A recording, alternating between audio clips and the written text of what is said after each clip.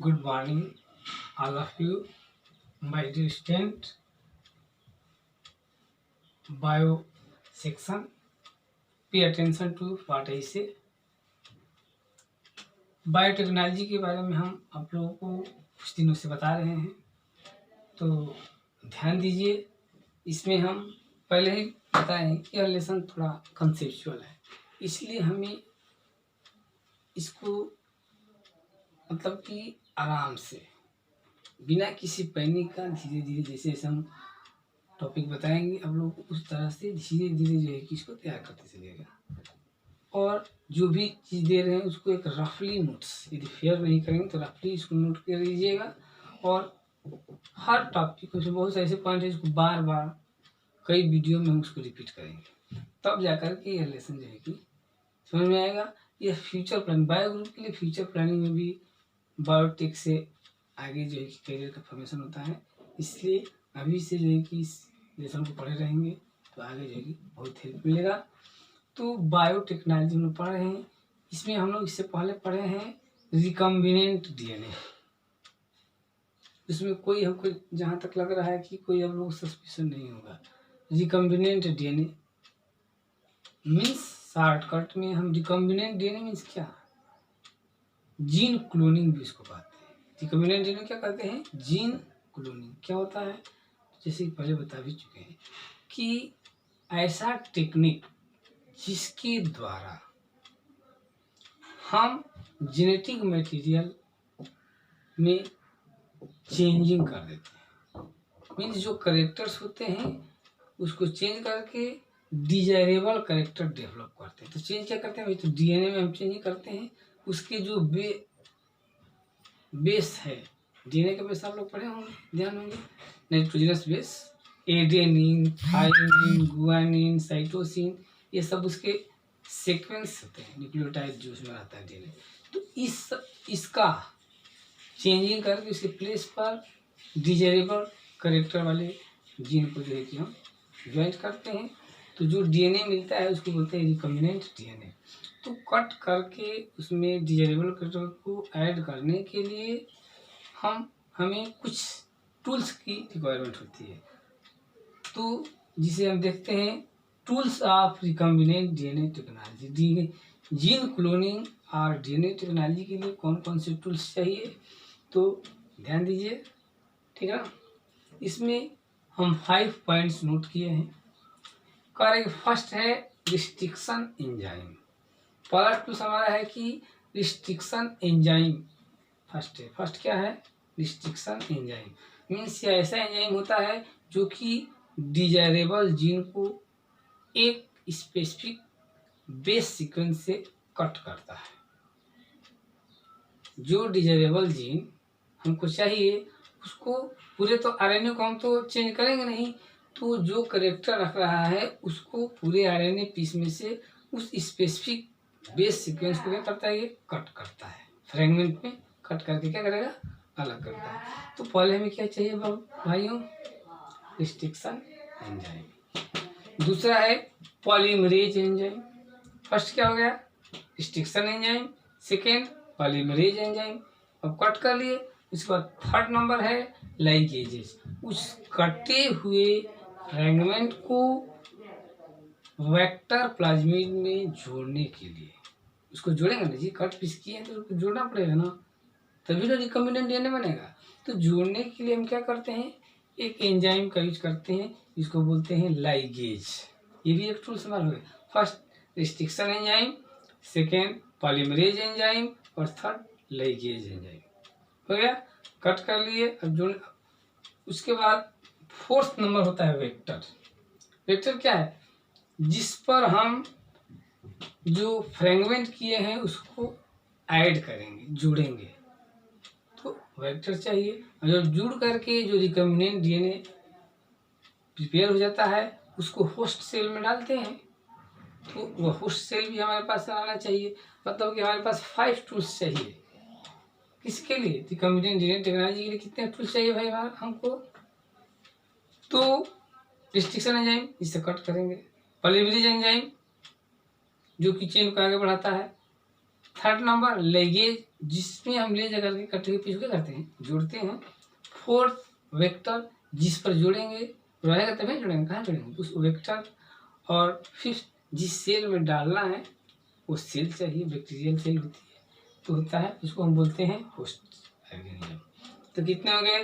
Restriction enzyme, clear, polymerase enzyme, ligase enzyme, vector और host cell. अब restriction enzyme के बारे में हम लोग पढ़ेंगे। क्या होता है ये एंजाइम? ये ऐसे एंजाइम होता है, इसको हम मॉलिक्यूलर सीजर कहते हैं। क्यों मॉलिक्यूलर सीजर कहते हैं? क्योंकि ये डीएनए में जो न्यूक्लियोटाइड है, जो कि जिसमें कि सीक्वेंस में बेस पेयर अटैच रहते हैं, एडेनिन, थाइमिन, गुआनिन, साइटोसिन, जिससे कि आप लोग पढ़े होंगे, तो उसमें इसका एक सीक्वेंस होता है। तो यह एंजाइम एक स्पेसिफिक बेस सीक्वेंस से उस डीएनए के पीस को कट करता है, कहीं से नहीं कट करता है, उसको एक स्पेसिफिक जो है कि सीक्वेंस ऐसे डीएनए अटैच है तो इसमें से कहाँ से कट करेगा भाई? यहाँ से कट करे या यहाँ से कट करे, कहीं से नहीं कट करता, एक स्पेसिफिक बेस सीक्वेंस होता है वहीं से कट करता है। तो भाई इसके लिए अब रिस्ट्रिक्शन एंजाइम स्पेशल चाहिए, तो ये इसके बहुत सारे जो है कि वैरायटी होती है। तो ऐसा जो है कि हमें रिस्ट्रिक्शन एंजाइम चाहिए जो कि एक स्पेशल साइट से ही उस डीएनए का फ्रेगमेंट को कट करे। उसके लिए ये साइंटिस्ट H.O. स्मिथ, ध्यान दीजिएगा, H.O. Smith, K.W. Wilcox and T.J. केली, नहीं समझ में आया? फिर से सुनिए, H.O. Smith, K.W.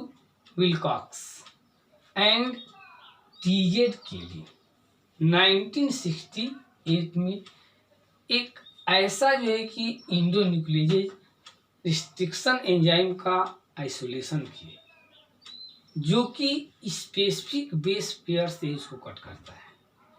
तो ये आइसोलेट किए, तो ये किस तरह की, मतलब कोई भी एंजाइम ले जाता है रिस्ट्रिक्शन की नहीं, वो ऐसे एंजाइम को जो एक डिस्कवर किए, आइसोलेट किए, जो स्पेसिफिक पॉइंट से ही उस डीएनए को फ्रेगमेंट करता है। तो वही कह रहा है कि isolate इंडोन्यूक्लियेजेस whose work depend on a particular nucleotide sequence। उनका जो वर्क किए, जो डिस्कवरी की, वो पर्टिकुलर ऐसे किए कि पर्टिकुलर न्यूक्लियोटाइड सीक्वेंस से ही डीएनए को फ्रेगमेंट कट करे, कहीं से नहीं करे। तो इसके लिए क्या मिला? दे आइसोलेट दिस एंजाइम। तो वे एंजाइम को कहाँ से पाए भाई? तो वे एंजाइम वे एक बैक्टीरिया के अंदर उन लोगों को एंजाइम मिला, आइसोलेट किए एक बैक्टीरिया से। उस बैक्टीरिया का नाम क्या है? तो Haemophilus influenza, Haemophilus influenza bacteria था।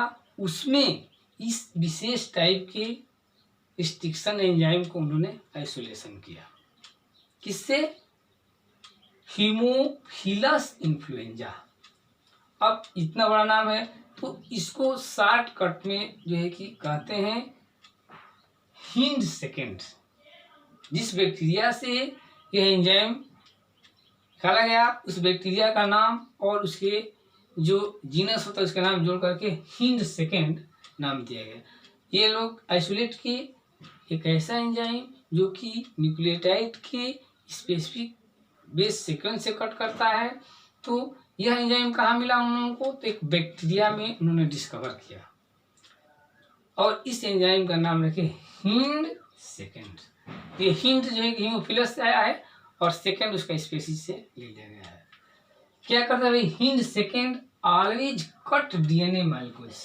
ये हिंड सेकेंड है कि हमेशा कट करता है डीएनए मॉलिक्यूल्स को। कहाँ से? स्पेसिफिक प्लेस, कहीं से नहीं करता है, एक विशेष प्लेस से ही उसको कट करता है। By identifying a particular sequence of 6 base pair. ये पहले तो आइडेंटिफाई करता है कि 6 बेस पेयर डीएनए में कहाँ प्रेजेंट है और वही आइडेंटिफाई करने के बाद यह एंजाइम वही 6 बेस पेयर सीक्वेंस से ही डीएनए क्या करता है, कट करता है। Identify a particular sequence of 6 base pair called recognisation sequence. पहले रिकॉग्नाइज करेगा, जब रिकॉग्नाइज कर लेगा तो वही उसी प्लेस से ये डीएनए को क्या करता है, कट करता है। उसको बोलते हैं हम, क्या कहते हैं, कॉल्ड रिकॉग्नाइजेशन सीक्वेंस। उसको हम क्या बोलते हैं, रिकॉग्नाइजेशन सीक्वेंस। अब देखिए, अब जो ये एंजाइम है, restriction enzyme, belong to a large class.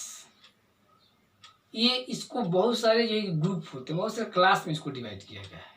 इस रिस्ट्रिक्शन एंजाइम में बहुत सारे जो एंजाइम आते हैं, ठीक है ना। क्लास ऑफ एंजाइम कॉल्ड न्यूक्लियेजेज, तो उसको हम न्यूक्लियेजेज बोलते हैं। ये एंजाइम बहुत इसकी जो है टाइप्स होते हैं, तो मतलब बहुत बड़ा जो है कि इसका वो लंबा चौड़ा जो है कि इसका वो एरिया है, तो उसको हम बोलते हैं न्यूक्लियेजेज। और न्यूक्लियेजेज आर 2 टाइप्स। हम लोग मेनली 2 टाइप को स्टडी करते हैं, जिसमें पहले है एक्सोन्यूक्लियेजेज, इंडोन्यूक्लियेजेज। क्या हमारा है, पहला कह रहा है एक्सोन्यूक्लियेजेज एंड इंडोन्यूक्लियेजेज। ध्यान दीजिए, ये रिस्ट्रिक्शन एंजाइम है, इसके बहुत सारे जो है कि टाइप्स होते हैं, बहुत बड़ा जो क्लास से बिलोंग करता है। इसमें हम जो है कि 2 टाइप में डिवाइड किए हैं, एक्सोन्यूक्लियेजेज, इंडोन्यूक्लियेज। क्या है भाई, तो एक्सोन्यूक्लियेज क्या करता है, they remove nucleotides from the end of DNA. ये जो डीएनए का एंड पॉइंट होता है, उस एंड पॉइंट से न्यूक्लियोटाइड को हटा देता है, रिमूव कर देता है। कह रहा है कि दे रिमूव, वो हटाता है nucleotides from the end of DNA. DNA के एंड पॉइंट से न्यूक्लियोटाइड को क्या करता है, रिमूव करता है, एक्सोन्यूक्लियेज। अब इंडोन्यूक्लियेज क्या करता है भाई, तो endonuclease they may cut at specific position within DNA. अब जो न्यूक्लियोटाइड रिमूव किया गया, उसमें जो एक स्पेसिफिक पोजीशन से कट करता है, कहीं से नहीं। वो एक स्पेसिफिक पोजीशन होता है डीएनए में कि अब यहाँ से नहीं, यहाँ से ही कट करेंगे, और फिर दूसरा वाला इसमें जोड़ना, वहाँ भी इस तरह वो एक स्पेशल साइट होती है, वहीं से कट करेंगे, कैसे नहीं कट करेंगे। तो ये क्या करता है, दे मेक अ कट, ये कट करता है डीएनए फ्रेगमेंट को eight specific position within DNA में एक स्पेसिफिक पोजीशन होता है जो न्यूक्लियोटाइड बेस पेयर का, वहीं से क्या करते हैं, कट करता है। इंडोन्यूक्लियेज, एक्सोन्यूक्लियेज क्या करेगा, तो पहले तो डीएनए के एंड पॉइंट से न्यूक्लियोटाइड को रिमूव करेगा एक्सोन्यूक्लियेज, और इंडोन्यूक्लियेज क्या करेगा, तो कट करेगा उसको एक स्पेसिफिक पोजीशन से, ठीक है। Correct restriction enzyme recognises a specific base pair sequence in DNA. DNA में एक स्पेसिफिक बेस पेयर सीक्वेंस होता है, सीक्वेंस हो जाए ना ऑर्डर, तो वही से जो है कि इसको कट करता है। डीएनए कॉल रिस्ट्रिक्शन साइट, जिस सीक्वेंस से, जिस प्लेस से ये कट करता है, उस प्लेस को बोलते हैं रिस्ट्रिक्शन साइट। जिस जगह से कट करेगा, जिस प्लेस से, वो स्पेशलाइज सीक्वेंस होता है, उसको बोलते हैं रिस्ट्रिक्शन साइट। क्यों कि रिस्ट्रिक्शन एंजाइम कट कर रहा है और एक स्पेसिफिक बेस सीक्वेंस से कट कर रहा है, इसलिए इसको बोलते हैं restriction site. And cleave the DNA within the sequence, और उसको एक सीक्वेंस में, ऑर्डर में ही उसको कट करता है। ये हो गया आपका हमारा tools of recombinant DNA technology.